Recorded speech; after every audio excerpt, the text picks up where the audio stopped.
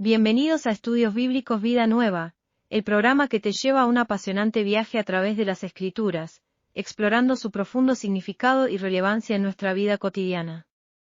Estos estudios bíblicos será la puerta de entrada a un mundo de sabiduría espiritual, donde las verdades eternas de la Biblia se encuentran con los desafíos del mundo moderno. Sumérgete en análisis detallados de pasajes bíblicos clave para comprender su contexto histórico. En Estudios Bíblicos Vida Nueva, estamos comprometidos con la difusión de las enseñanzas bíblicas de una manera accesible y significativa. Nuestra misión es ayudarte a comprender las Escrituras, aplicar sus lecciones en tu vida y encontrar inspiración para tu viaje espiritual. Dirige Rodolfo Vargas. Comencemos. Muy buenas tardes, muy buena noche, muy buenos días, amada audiencia. Les saludo con la dulce paz del Señor. Una vez más estamos en sus hogares para poder seguir estudiando el libro de Romanos. Y ya que durante el año, este año 2024 que ya se va, hicimos estudios de muchos libros y realmente fue de bendición para nuestra vida, para nuestro crecimiento espiritual. Y en este caso estamos con el libro de la epístola de Pablo a los Romanos, en el capítulo 11. Y este capítulo 11, hermanos, Pablo habla sobre el papel de Israel en el plan divino de salvación. A lo largo de este capítulo que vamos a ver y que tiene 36 versículos, Pablo expresa su preocupación, ¿no?, de que los gentiles se sientan superiores a los judíos debido a su aceptación del Evangelio. Por lo tanto, el versículo 1, Pablo plantea, ¿no?, esta pregunta, la cual ya leemos, y dice, por tanto, ahí tiene usted en pantalla el texto del verso 1, por tanto pregunto, ¿ha desechado Dios a su pueblo? De ninguna manera, porque también soy israelita, descendiente de Abraham, de la tribu de Benjamín. Este dice el primer versículo, ¿no? Cuando la respuesta de Pablo a esta pregunta es clara, ¿no? De ninguna manera, cuando dice, ¿ha desechado Dios al pueblo? No, de ninguna manera. Ojo que aunque la mayoría de los judíos de ese tiempo no aceptaban a Jesús como el Mesías, como hoy muchas veces, ¿no? Pero Dios no los abandonó, aún no aceptándolo. Pablo mismo era israelita, descendiente de Abraham y de la tribu de Benjamín, como él confesaba, ¿no?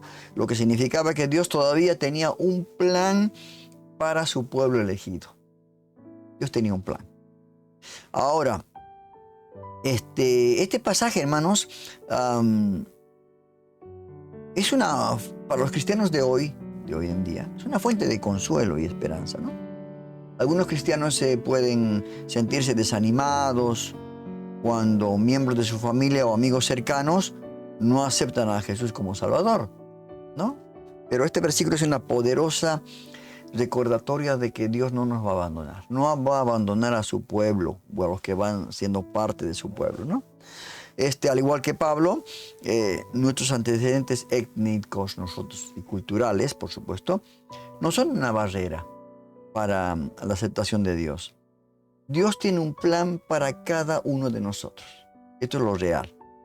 Independientemente de nuestra herencia o pasado que tuviéramos, ¿no? También este versículo nos puede inspirar a reflexionar sobre cómo vemos a los demás, como veían también los gentiles a los judíos, ¿no? A veces miramos a otras personas como si estuvieran descartadas, ¿no?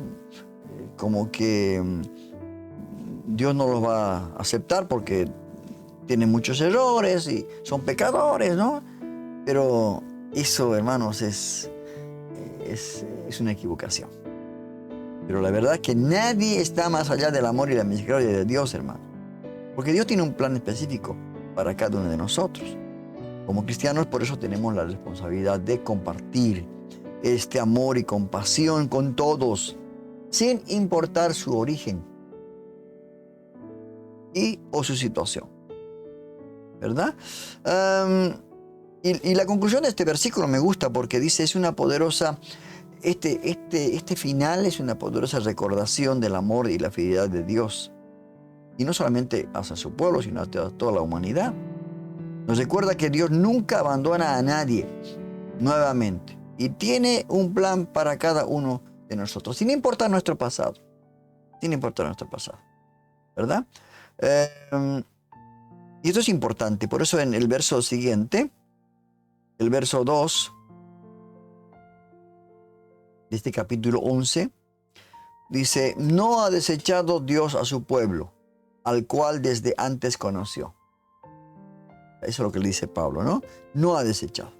¿O no sabéis lo que dice la Escritura acerca de Elías? De cómo se quejó ante Dios contra Israel diciendo, y ahí termina el verso 2, ¿no? A ver, vamos a ver qué es lo que Pablo estaba diciendo en este sentido, ¿no es cierto? El verso 2 hace una comparación, ¿no?, entre la paciencia de Dios con los israelitas en el pasado y el llamado al arrepentimiento que llega a todos los seres humanos hoy en día, ¿no? Y debemos también recordar, hermanos, ¿no?, que los israelitas también han sufrido mucho, han pasado por momentos muy difíciles. Porque no era un pueblo era un pueblo, como decía el Señor, duro de cerviz, ¿no? Y esto nos ayuda a entender por qué Dios ha sido tan paciente con ellos, ¿no? Porque cada día se renovaba su misericordia. Y en su misericordia, Dios está dispuesto a perdonar incluso a aquellos que han caído en la tentación, en el pecado. Y por eso, Él nunca nos va a abandonar. Como su pueblo. Ahora, la referencia que hace Pablo de Elías en este versículo es también interesante de ver, ¿no?, de analizar. Porque aparentemente Elías se quejó de la incredulidad de los israelitas como líder, ¿no? Y esto revela que incluso en tiempos antiguos la gente seguía cuestionando el amor, la misericordia de Dios. Y esto es lo que pasaba en la antigüedad también. Y la Biblia, por eso la Biblia, hermano, está lleno de historias que pueden ayudarnos a fortalecer nuestra fe y reconocer el amor y la providencia de Dios. Eso nos hace más, nos reconforta, ¿no es cierto? Ahora, es fácil sentir que Dios está lejos muchas veces en momentos de dificultades. ¿Qué habrá pasado cuando el pueblo de Israel se daba cuenta que no bajaba Moisés del monte? O cuando no tenían alimento, o cuando no tenían agua. Tremendo, hermano. Pero esto nos recuerda la lealtad de Dios hacia su pueblo inquebrantable, porque Dios proveyó de todo. Dios nunca perdió la fe en su pueblo. Nunca. Nunca. Tampoco la tiene en nosotros, ¿no? Cada tropiezo es una oportunidad para levantarnos, ¿no?, y experimentar su misericordia, su perdón, su amor. Y esto es lo que estaba diciendo. Pero ahora acá está la respuesta, ¿no?, a lo que lo deja como que inconcluso este versículo cuando dice de cómo se quejó ante Dios contra Israel diciendo. A ver, vamos a ver qué dice Israel. Perdón, Elías, en este verso 3. Señor, empieza a decir Elías, ¿no?, a tus profetas han dado muerte y tus altares han derribado. Solo yo he quedado y procuran matarme. Mire usted lo que dijo Elías, hermano. Se quejaba Elías ante Dios por la persecución que sufrían los profetas, por la infidelidad de Israel. Pero para entender este versículo, hermanos, tenemos que, vamos a situarnos en el contexto histórico y bíblico en el cual fue escrito este libro, ¿no? Elías vivió en la época del rey Acab, en el siglo 9 a.C. Y Acab y su esposa Jezabel, mire usted de quién, ¿no?, Jezabel, introdujeron la adoración a Baal y a Asera, dioses paganos de los cananeos, lo que condujo a Israel a una idolatría masiva y a la persecución de los profetas fieles. Aquí hubo una persecución tremenda, hermanos. Por eso Elías, que significa mi Dios es Jehová, fue un profeta valiente y fiel. Porque Elías no tuvo miedo de enfrentarse a poderosos y a los falsos profetas. Elías desafió a Acab y a Jezabel. Mire usted a quién desafió Elías, hermano. En el monte Carmelo. Y ahí demostró que el Señor es el Dios único y verdadero, y ahí derrotó a los profetas de Baal. También se enfrentó con Acab por su pecado en la viña de Nabot, donde denunció la injusticia y la opresión. O sea, por estas razones, hermanos, vemos que Elías fue perseguido y tuvo que ir al desierto, donde se sintió muy solo y abandonado. Después de toda esa victoria, se sintió solo y abandonado, y encima viene el problema con Jezabel. Mire usted. Ahora, la Biblia nos muestra a Elías como un modelo de fidelidad, ¿no? Él se presentó ante Dios como el último fiel en medio de una nación infiel. Como último profeta en medio de una élite religiosa corrupta. Mire usted, hermano. Pero su lamento también fue una afirmación de su fe en Dios, de su fidelidad en la palabra divina. Quedó yo solo. Él dijo, ¿no? Por eso Elías es un modelo, la Biblia muestra como un modelo de fidelidad para nosotros hoy, ¿no? En un mundo que vivimos lleno de idolatría, corrupción y persecución. Nosotros, hermanos, debemos ser fieles a Dios en nuestra fe y fieles a su palabra. Eso no nos corresponde a nosotros, ¿verdad? No importa cuán solos o desamparados estemos, no importa. Dios siempre está con nosotros, nos protege. Él nunca nos abandona.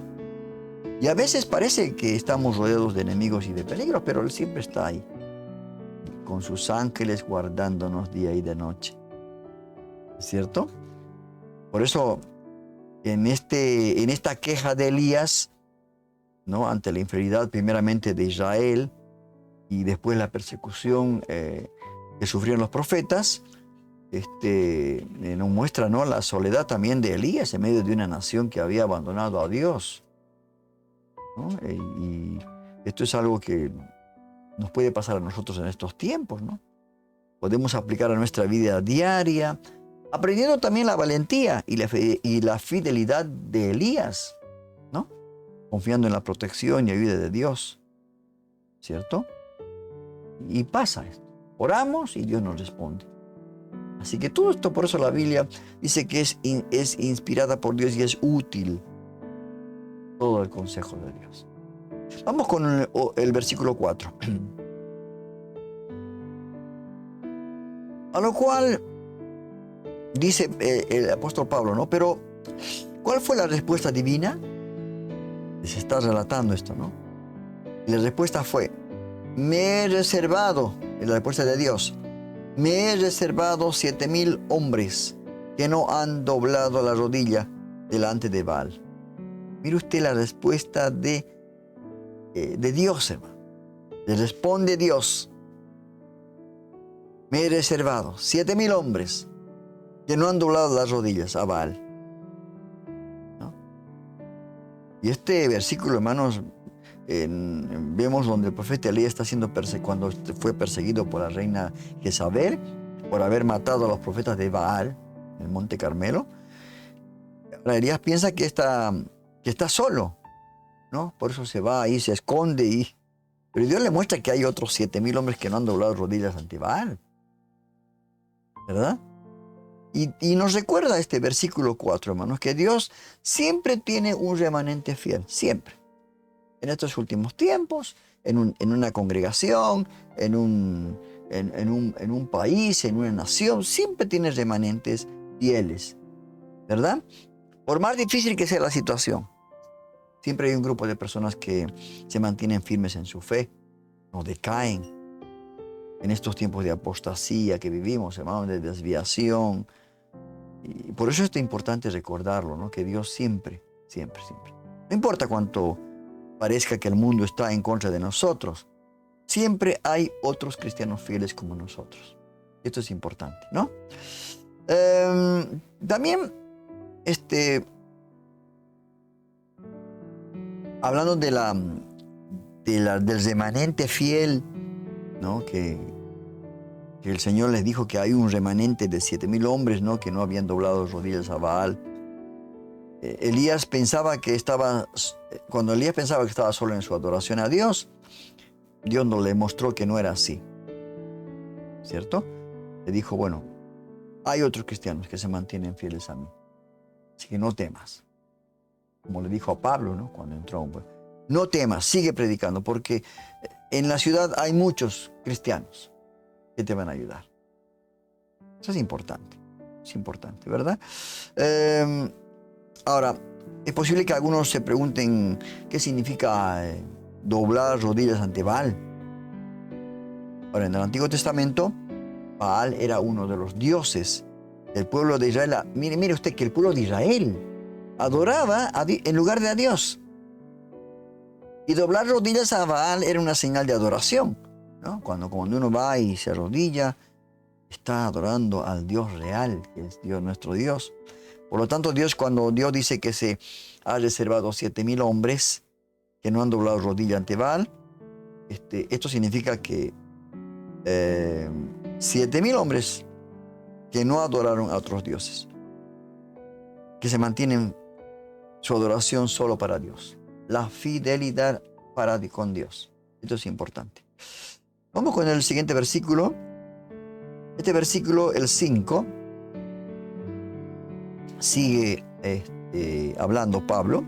Dice, así también aún en este tiempo, está hablando del tiempo de Pablo, ¿no? En ese momento, en este tiempo han quedado un remanente escogido por gracia. Mire usted, en este tiempo, no sea en el tiempo, y en este tiempo también, ¿no? En este tiempo también. Escogido por gracia.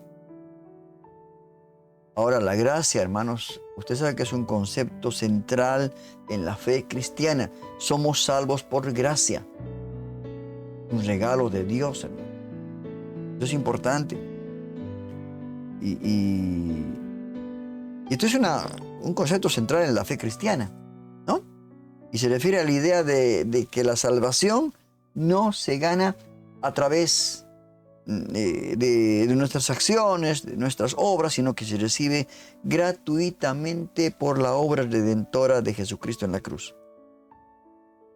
Ahora, un remanente es un grupo de personas que han sido elegidas por Dios para ser, mire usted, preservadas y protegidas para cumplir un propósito específico. Entonces, nadie va a hacer nada en contra de nosotros, si realmente hemos sido elegidos, ¿no? Para cumplir un propósito específico. Ahora, en términos simples, para esto de la gracia, del remanente escogido por gracia, se refiere a que muchas personas no han aceptado a Jesús como su Salvador, ¿no? Dios ha preservado un grupo selecto de personas para llevar a cabo su plan en la tierra, o sea, la gran comisión. No a todos, ¿no? Ha preservado un grupo selecto. Esto no significa que Dios ha abandonado al resto de la humanidad. No, por el contrario. Ha elegido un grupo para cumplir el propósito determinado.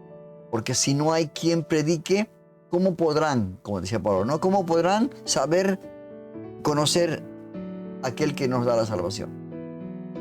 Entonces, es correcto esto, ¿verdad? Vamos con el verso 6.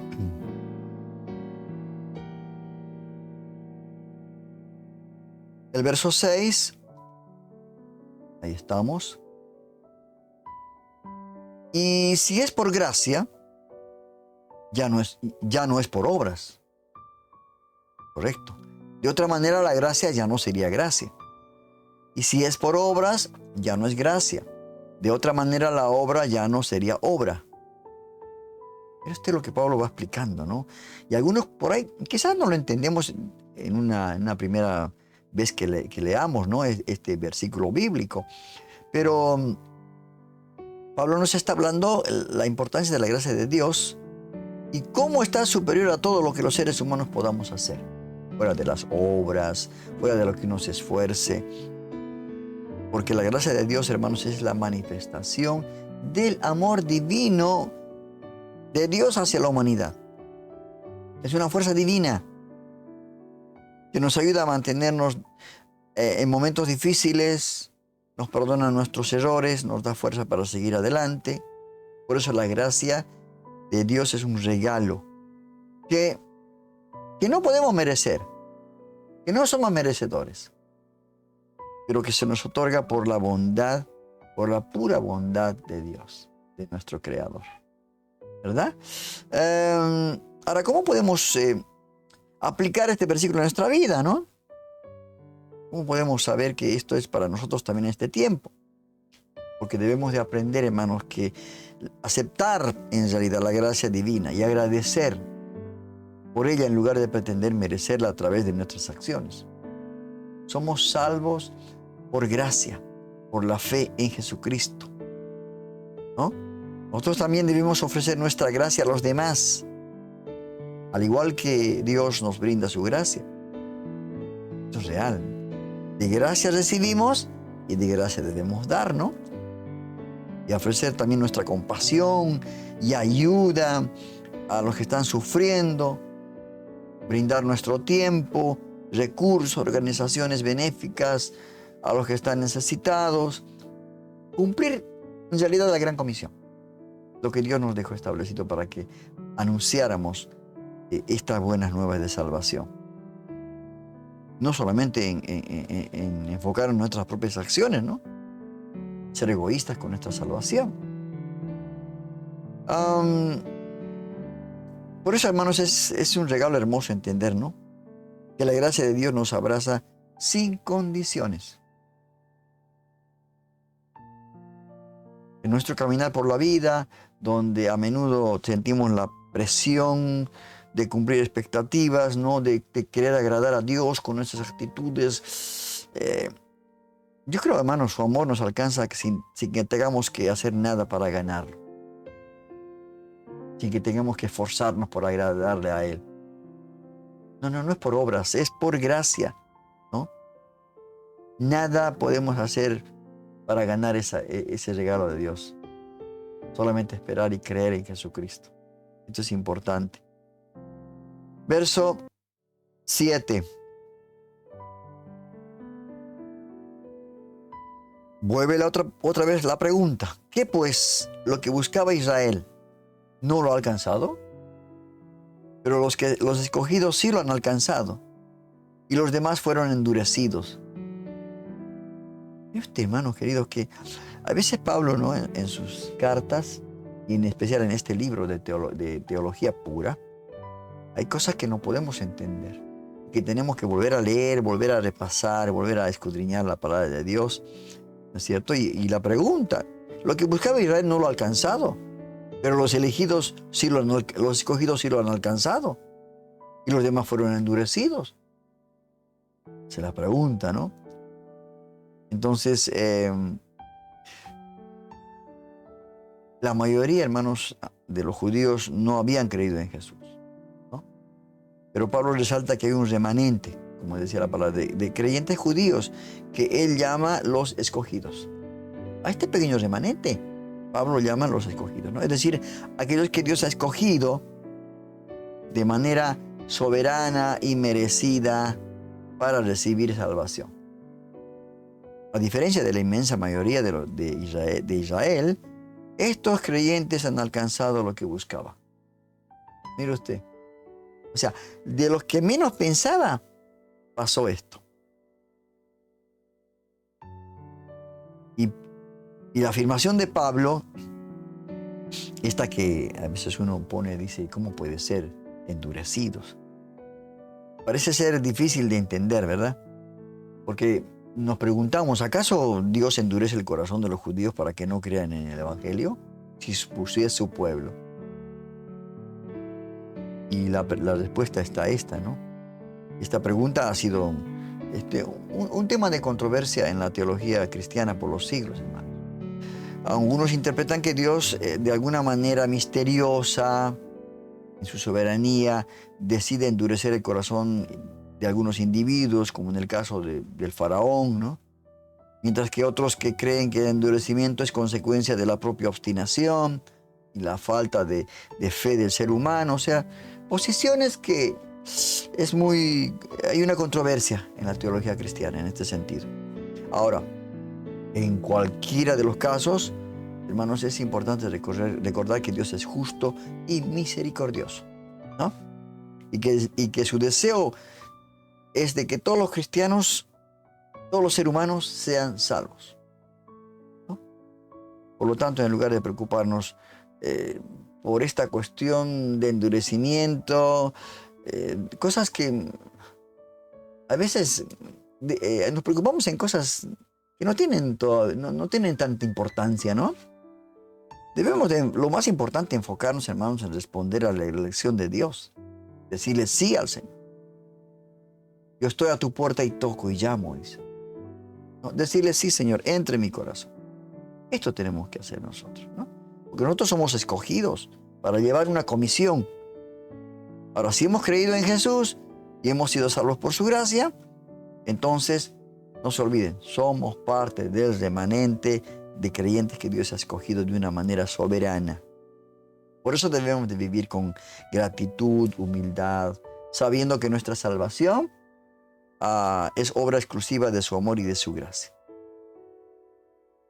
¿no?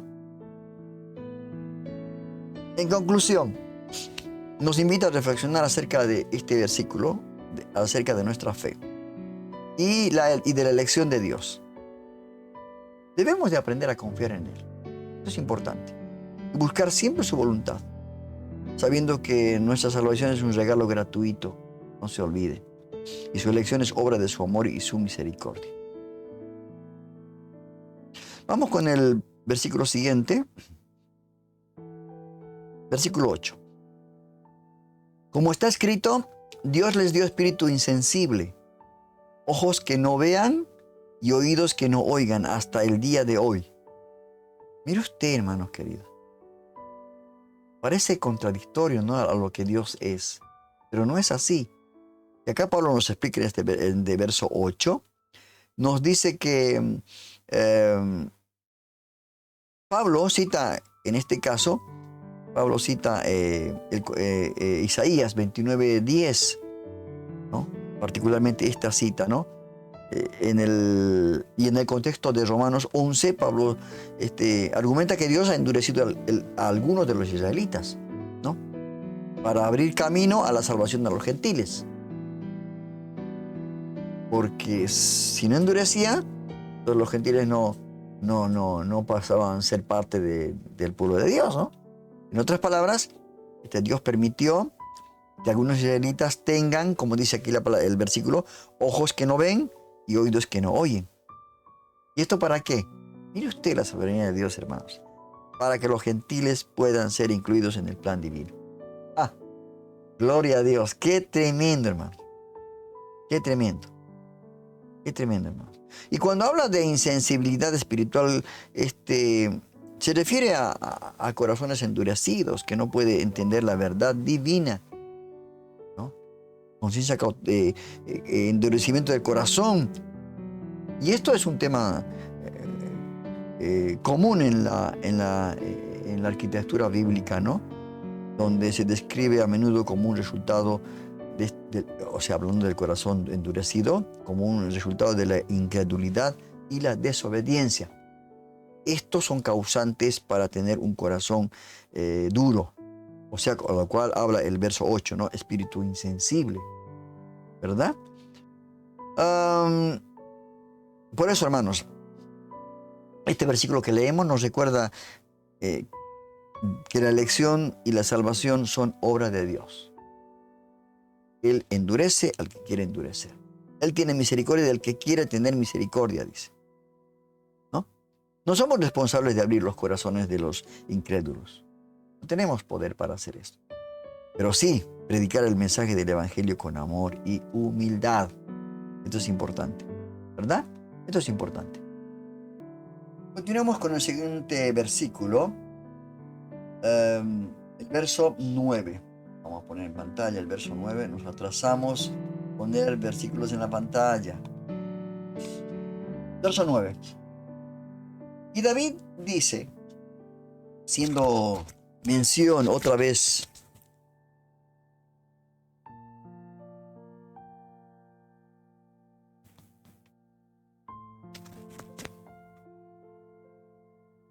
Vamos con el versículo 9.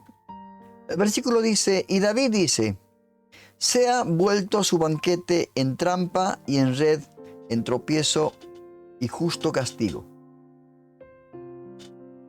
Algo que nuevamente no podemos entender qué quiso decir Pablo con esto, ¿no? Pero él nos explica muy claramente, ¿no?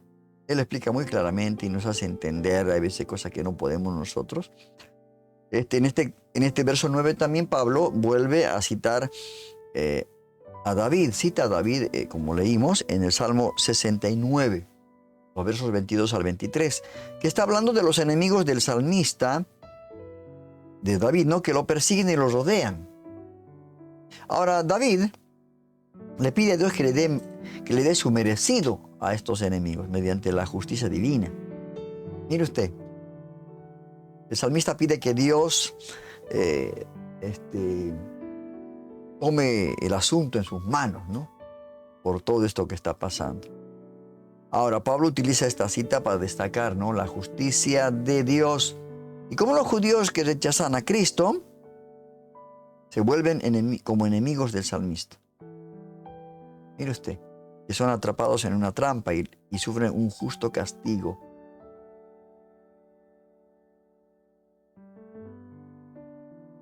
Ahora, vamos a entender esto de otra manera, ¿no? En primer lugar, podemos entender que Dios es un Dios justo y su justicia siempre se cumple. Por eso dice que la justicia de Dios es como la plomada del albañil, ¿no? Debemos tomar por eso en serio, hermanos, nuestras acciones y decisiones en la vida. Y se está establecido, dice que el hombre muera una sola vez y después de esto el juicio. Y dice Dios, todo lo que el hombre siembra, eso va a cosechar. No hay vuelta que dar, hermano. Por eso debemos tomar en serio nuestras acciones y decisiones en la vida, especialmente en lo que se refiere a nuestra relación con Dios. No es un juego, no es jugar al cristianismo, ¿verdad? En segundo lugar, debemos examinar nuestras propias actitudes hacia aquellos que nos rodean. Puede ser nuestra familia, nuestros amigos en nuestro barrio, ¿no? Y hacernos la pregunta, ¿no? ¿Estamos persiguiendo a otros con el mismo celo que los enemigos de David? ¿Estamos tratando de atrapar a otros en trampas o ser ayuda en sus dificultades? Entonces, tenemos que ser muy sinceros ante estas preguntas, hermanos. Y por último, este verso nos hace recordar que aquellos que se sienten excluidos de la gracia de Dios, ¿no? Todavía hay esperanza. Y está hablando específicamente de los judíos, ¿no? Porque todos podemos sentir alguna vez momentos suficientemente buenos, que no somos suficientemente buenos, ¿no? O merecedores de la gracia de Dios. No merezco la gracia de Dios. No, soy tan pecador. Sin embargo, hermanos, debemos recordar que Dios es un Dios de misericordia y nos ofrece su gracia y su amor de forma gratuita. ¿Y cómo? Tan sencillo, aceptándolo. ¿Verdad? Vamos con otro versículo, el versículo 10.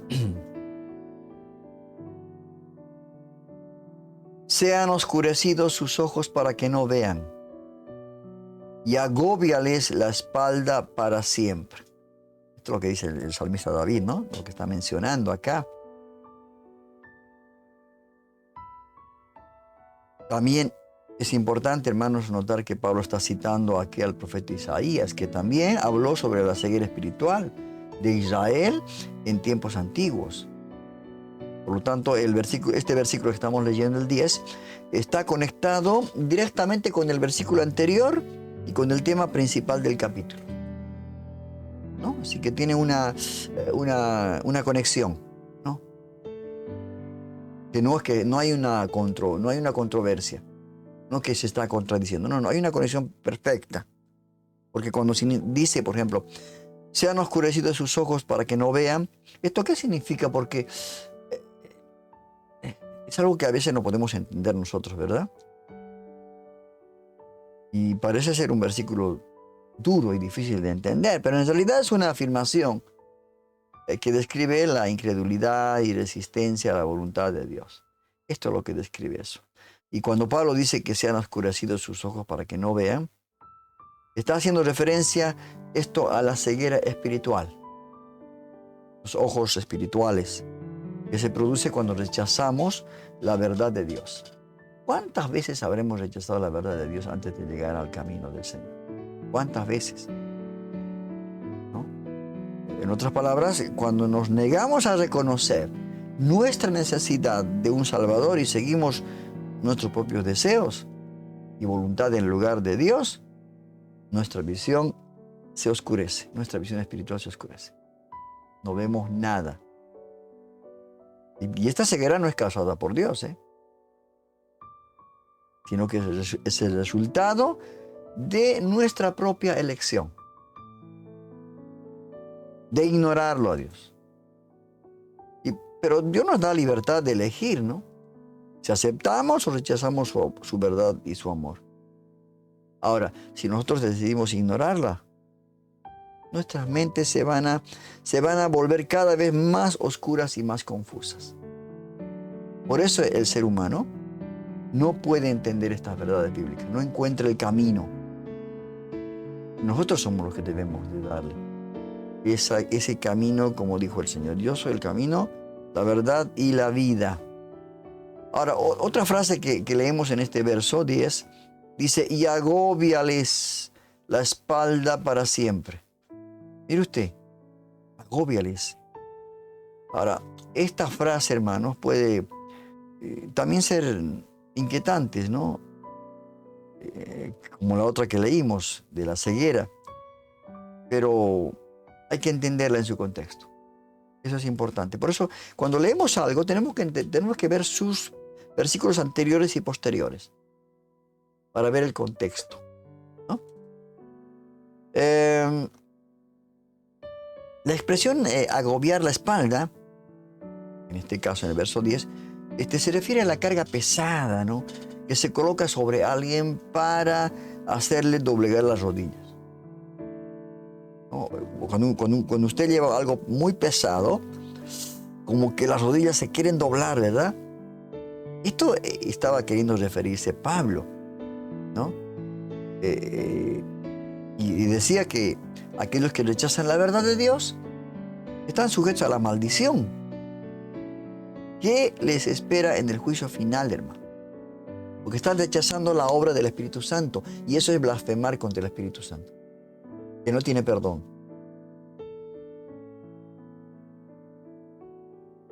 Esta carga, hermano, se vuelve tan pesada y agobiante que no podemos soportarla. No sé si usted vio la película El progreso del peregrino. Antes de entregar su vida, de encontrarse con la cruz, llevaba una carga, una mochila, una carga tremenda, agobiante, y no podía soportarlo. Ahora, no es la voluntad de Dios que experimentemos esta maldición, ¿no? Pero de nuevo, está condicionado a nuestra elección, hermano. Nosotros decidimos si queremos llevar esa carga, ¿no?, o queremos ser libres. Si queremos aceptar o rechazar su verdad y amor. Nosotros decidimos. Ahora, si decidimos alejarnos de Dios, hermanos, enfrentaremos las consecuencias de nuestra elección, lamentablemente. No hay manera, estaremos desprotegidos. Gloria a Dios el que entrega su vida a Cristo y recibe en su corazón a Cristo. El Espíritu Santo llega a morar en él, camina con Jesucristo, porque como decía Pablo, ya no vivo yo, mas Cristo vive en mí. Entonces, vive una vida abundante. Pero si decidimos alejarnos de Dios, nos vamos a enfrentar a serias consecuencias por nuestra elección, hermano. El verso 11. Vamos controlando también los micrófonos. El verso 11, perdón. Pero yo pregunto, dice: ¿Será que los israelitas al tropezar cayeron definitivamente? Eso está preguntando Pablo, ¿no? De ninguna manera, le responde él mismo, ¿no? Al contrario, debido a su transgresión, vamos poniendo en la pantalla, debido a su transgresión vino la salvación a los gentiles. Bendita sea la transgresión de los judíos, ¿no? Para que nosotros podamos tener la salvación, hermanos. Por eso yo digo, ¿no? La palabra de Dios dice que todas las cosas nos ayudan a bien. Algunas cosas que son difíciles, como en este caso la transgresión de los judíos, no fue para nosotros la salvación. A fin de provocarlos a celos. Mire usted. Qué hermoso, hermanos, este capítulo. Pablo hace referencia a la transgresión de los israelitas, ¿no? Y cómo esto los llevó a la llegada a la salvación a los gentiles. En otras palabras, hermanos, el rechazo de los judíos a Cristo, como dice, vino a los suyos y los suyos nos recibieron, permitió que la salvación llegara a todos los demás pueblos, hermano. Ese gentil pentecostal se reprodujo en un gentil,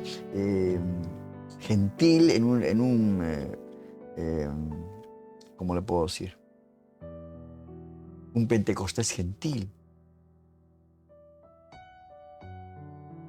Y esto, el rechazo de los judíos, como les decía, ¿no? Permitió que la salvación llegara a todos los demás pueblos. Y ahora esto no significaba, como dice Pablo, ¿no? Que abandonó a su pueblo elegido. Más bien, se está cumpliendo su plan a través de ellos. Es que Dios es soberano. Dios es sabio. Todas las cosas lo hace bien, ¿verdad? Ahora, cuando Pablo utiliza el término gentiles, es para referirse a todos los pueblos no judíos, ¿no? Aquellos que no son judíos. Pablo también en este versículo habla de provocar a celos a los israelitas a través de la salvación que llega a los gentiles, ¿no? Ahora, yo creo, hermanos, que al ver, ¿no?, los israelitas cómo otros pueblos reciben la salvación, que ellos estaban rechazando, ¿no? Los israelitas son movidos al arrepentimiento, ¿no? Y regresen a Dios, como lo están haciendo hasta hoy en día. Esto es algo que se ha visto en la iglesia, en la congregación, donde muchos judíos se han vuelto mesiánicos, ¿no? Han aceptado a Cristo como su Salvador y se han convertido en seguidores de Él. He tenido amistades de judíos que realmente eran muy cerrados y se han llamado a ser judíos mesiánicos, que creen que Jesús es el Mesías. Esto es importante, ¿no?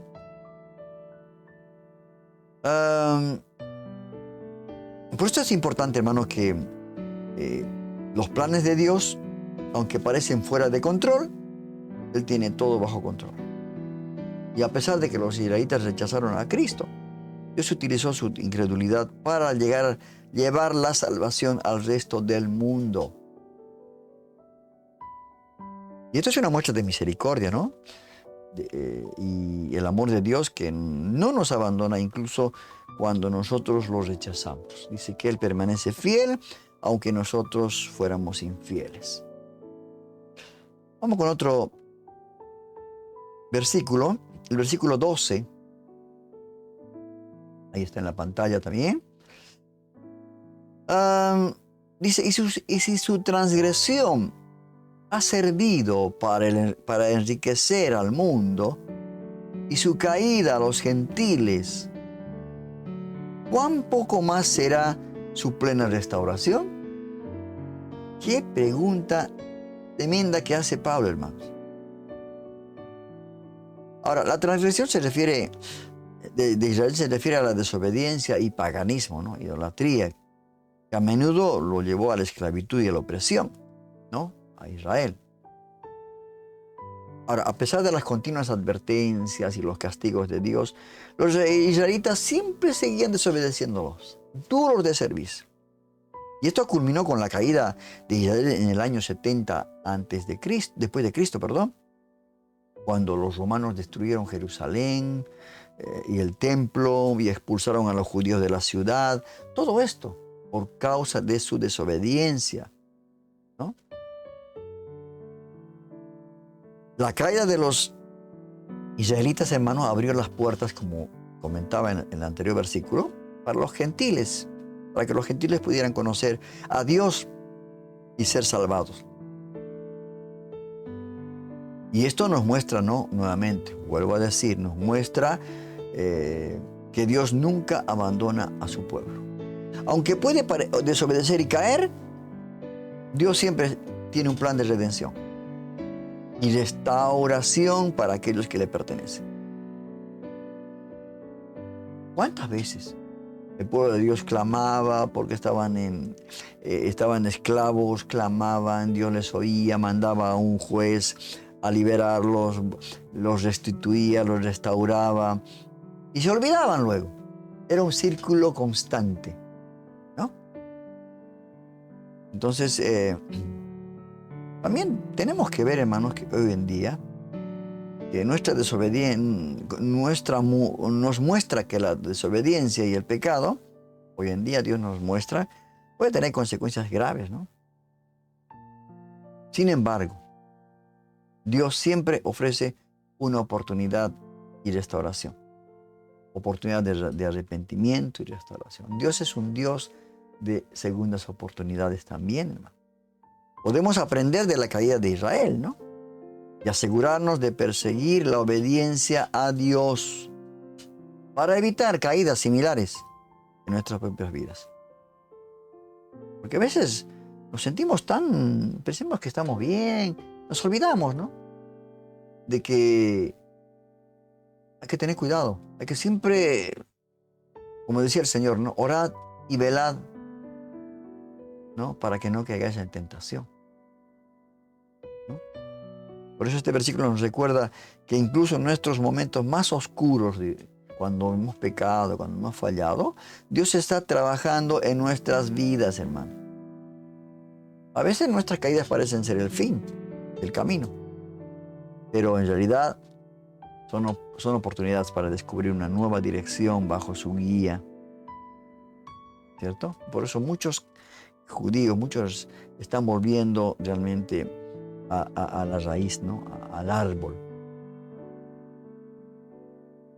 Así que esto es importante. El siguiente versículo, verso 13. Vamos con el verso 13. Hablo a vosotros gentiles, dice Pablo, por cuanto yo soy apóstol a los gentiles. Ah, qué bueno. Así como Pedro era a los judíos, Pablo era apóstol a los gentiles. Honro mi ministerio. O sea, le doy importancia a mi ministerio. Lo respeto, le doy mi amor, le doy mi paciencia, mi tiempo al ministerio. Esto estaba Pablo queriendo decir, ¿verdad?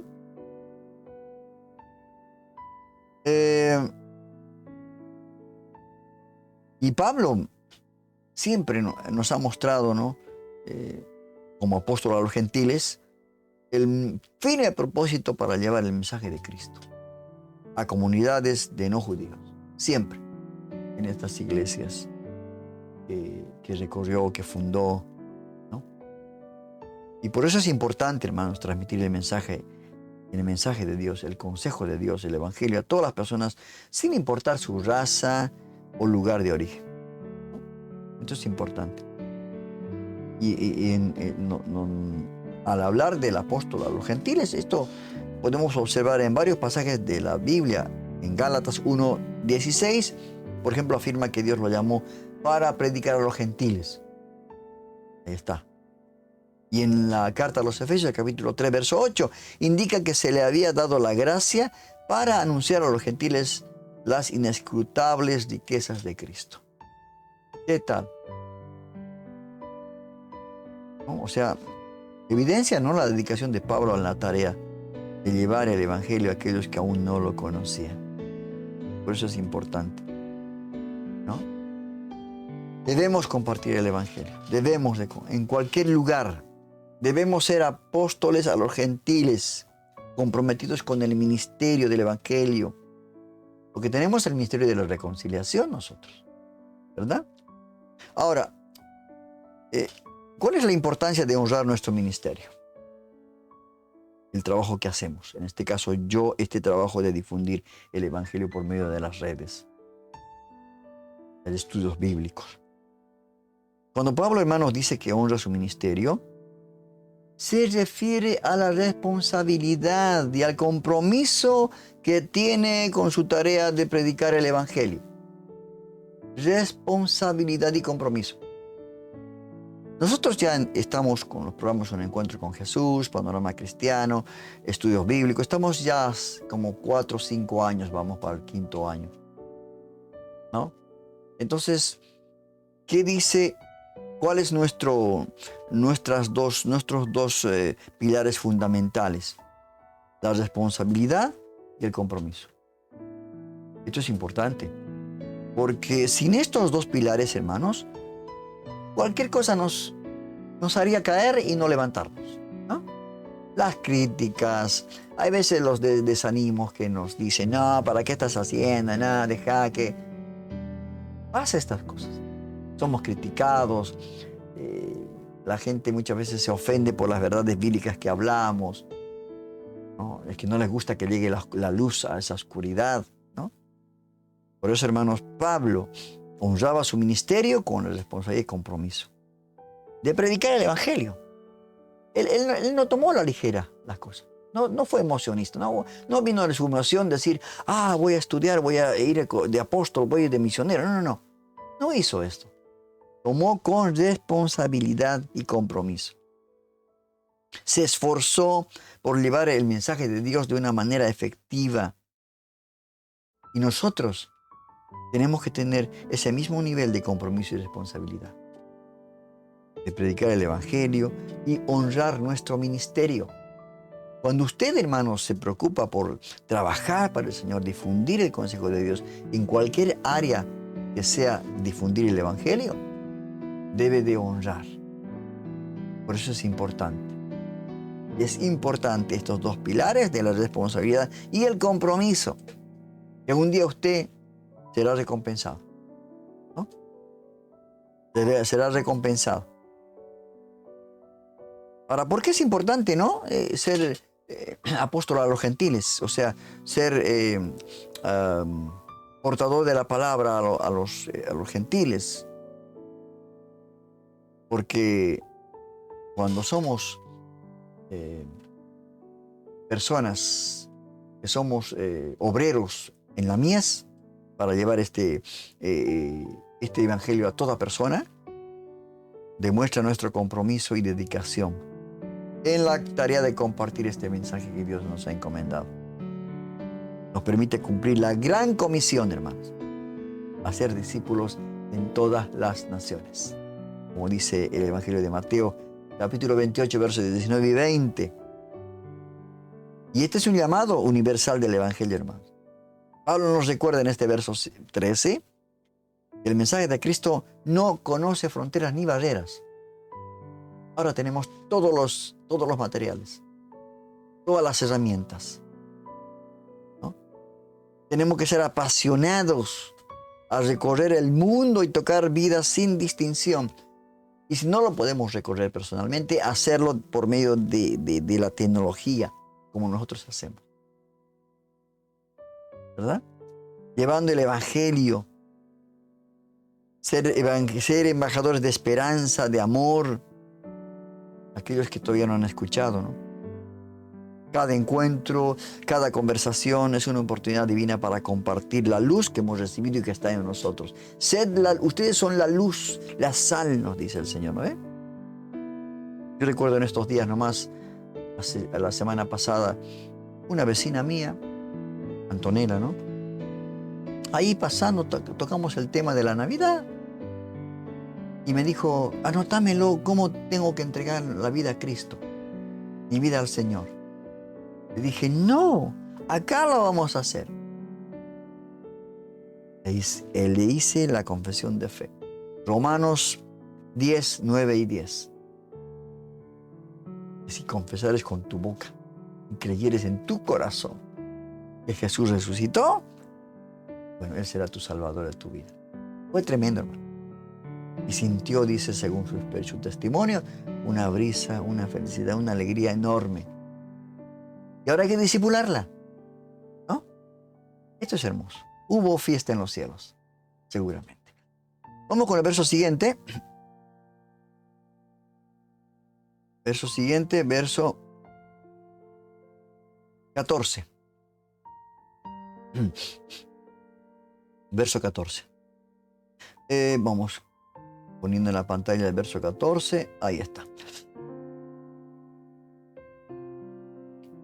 Pero si en alguna manera pudiera provocar a celos a los de mi sangre y hacer salvos a alguno de ellos, dice el verso 14, porque quiere provocar a celos, ¿no? Porque esto es lo que pasó, que Pablo predicó a los gentiles y como que los judíos se pusieron celosos, ¿no? Entonces, Pablo había llegado a los gentiles para provocar, o sea, tenía un plan, ¿no?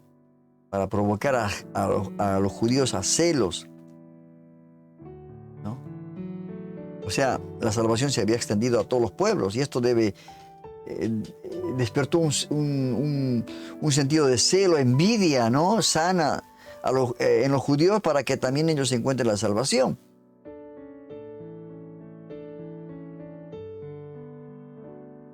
Y en esta declaración, hermanos, de provocar el celo, es muy significativa, ¿no? Porque él en esta declaración hace muestra clara de su amor por su pueblo. Es como que usted va a provocar a celos para que su familia se convierta a Cristo, evangelizando a otras personas.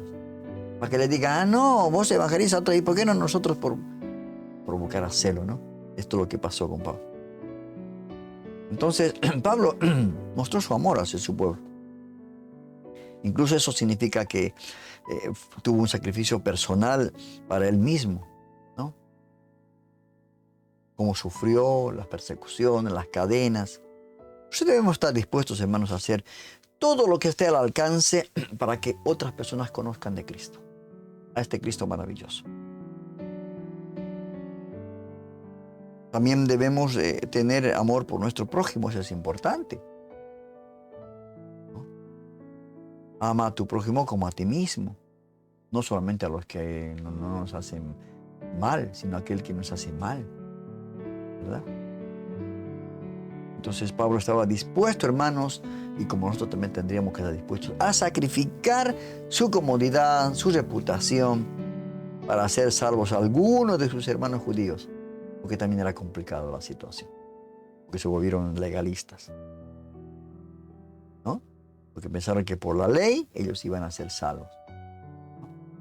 Pues nosotros también debemos estar, hermanos, dispuestos a sacrificar nuestras comodidades, salir ya de esas 4 paredes del templo, ir a predicar, cumplir esa comisión. Muchos de nosotros no estamos haciendo eso. Estamos encerrados domingo tras domingo, ¿no? Hablando entre nosotros, recibiendo alimento entre nosotros. Y a veces un alimento insípido, no un alimento sólido. ¿Cierto? Entonces, tenemos que estar dispuestos a sacrificar nuestras comodidades. Y no solamente eso, sino tiempo para compartir el mensaje de salvación con nuestros seres queridos, con nuestros amigos, porque eso requiere tiempo. Y debemos de hacerlo, hermano, ¿no? Por eso este verso 14 nos enseña sobre la importancia de compartir el mensaje del Evangelio con todos, sin importar su origen, su origen religioso. No. Debemos de, como Dios dijo, de tal manera Dios amó al mundo. Es así. Vamos a ver el último versículo de esta primera parte. Esta primera parte son 36 versículos y lo vamos a hacer en 2 partes. El versículo 15 dice, porque si su exclusión salida, ¿no? Es la reconciliación del mundo. ¿Qué será su admisión? Sino vida entre los muertos. Ah, este mundo está muerto. Son muertos que caminan, ¿verdad? Es necesario hacerlos vivir mediante la palabra, porque la palabra es vida.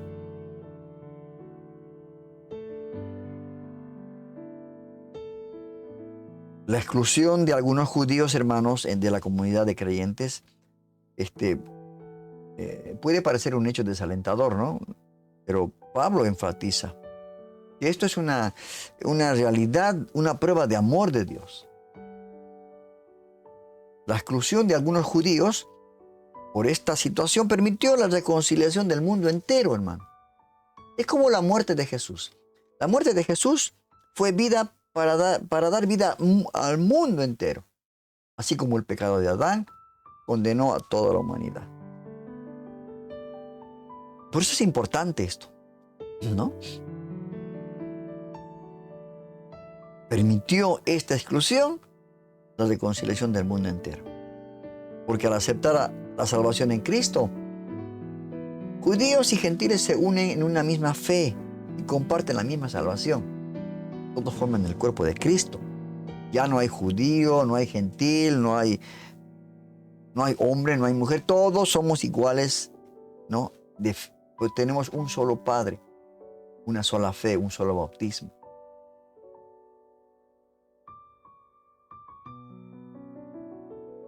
Ahora, Pablo decía, ¿no? ¿Qué será su admisión si la exclusión fue esto?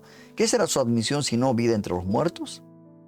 Esta pregunta es retórica, hermano, que sugiere el hecho de que los judíos fueron excluidos de la comunidad de creyentes, se convirtieran a Cristo, ¿no? Esto equivale a una resurrección de entre los muertos, porque aquel que no está en Cristo es una persona muerta, ¿verdad? Y esto muestra el poder y la trascendencia de la salvación en Cristo, ¿no? Morimos para vivir, ¿verdad? Y la salvación transforma vidas, trae vidas verdaderas a aquellas que estaban muertos en sus transgresiones y pecados, condenados, ¿verdad? Ahora, hoy en día, este versículo que leímos, el verso 15, tiene varias implicaciones. Primero, porque muestra la importancia de compartir la salvación con otros, ¿no?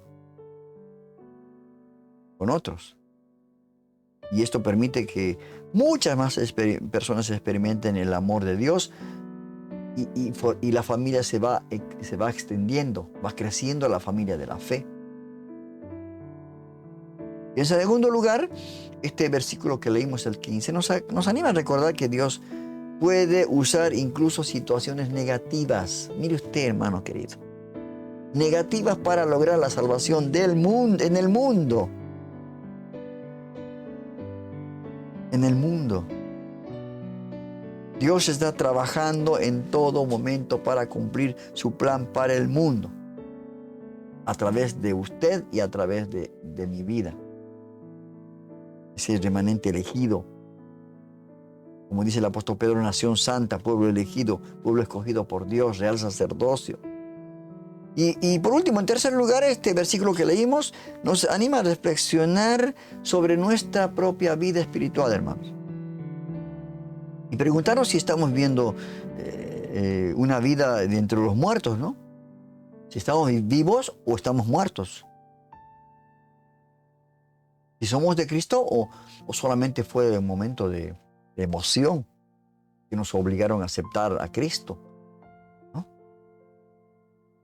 Ahora, si aún no hemos experimentado esta transformación, hermanos, el Señor nos invita a reflexionar sobre nuestras decisiones y buscar la guía de Dios en nuestras vidas para encontrar el camino hacia una vida plena y verdadera que solamente está en Jesús.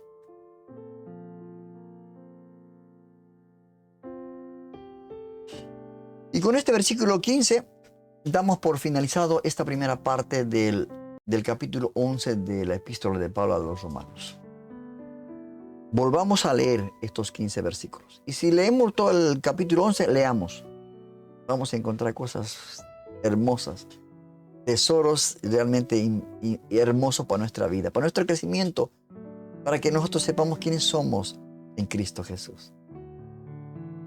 Mire usted lo que hoy descubrimos, que la transgresión, que la exclusión, que todo eso sirvió para nosotros, para que nosotros encontremos los gentiles la salvación, para que seamos injertados al olivo. Qué hermoso, hermano. Increíble esto. La verdad, yo seguiría estudiando este libro, compartiendo, pero quiero que hasta ahí demos un alto para continuar la próxima semana, el próximo año, diría yo, con la segunda parte. Son 36 versículos. La segunda parte de este capítulo 11, que no queremos pasar de largo así rápidamente, sino queremos detenernos en cada versículo y ver qué nos dice Dios en su palabra. Que Dios los bendiga y hasta aquí ha sido el capítulo de hoy, el capítulo 11 el capítulo 11 de este capítulo 10 de Romanos. De este capítulo 11 de Romanos, perdón. Nos queda solamente desearles una bendición, un año de mucha bendición este año 2025. Ya estamos a pocas horas de entrar, ¿no? Entrar de la mano de Jesús a este año, para que realmente Él nos dirija, para que guiados por el Espíritu, por su Santo Espíritu que mora en nosotros, podamos decir: ya no vivo yo, Cristo vive en mí. Hermanos queridos, que Dios me los bendiga mucho. Gracias por su atención. Gracias por su paciencia, por hacer este viaje tan hermoso a través de la Biblia. Y usted va a tener el fruto. Usted va a tener la recompensa en su vida. No es en vano lo que estamos estudiando. Que Dios los bendiga, hermanos queridos. Ore por este Ministerio de la Enseñanza de Estudios Bíblicos Vida Nueva Online. Ore por mi vida para que podamos seguir anunciando este bendito Evangelio. Que Dios los bendiga. Hemos terminado el estudio de hoy. Solo nos queda poner por obra todo aquello que vimos en este capítulo. Nuestro propósito es no solo conocer la Biblia, sino poner en práctica para tu crecimiento espiritual. Los invitamos para el siguiente estudio de la Palabra de Dios, el día domingo a las 15 horas de Argentina, por el canal de YouTube y Facebook. Dirige Rodolfo Vargas. Hasta la próxima.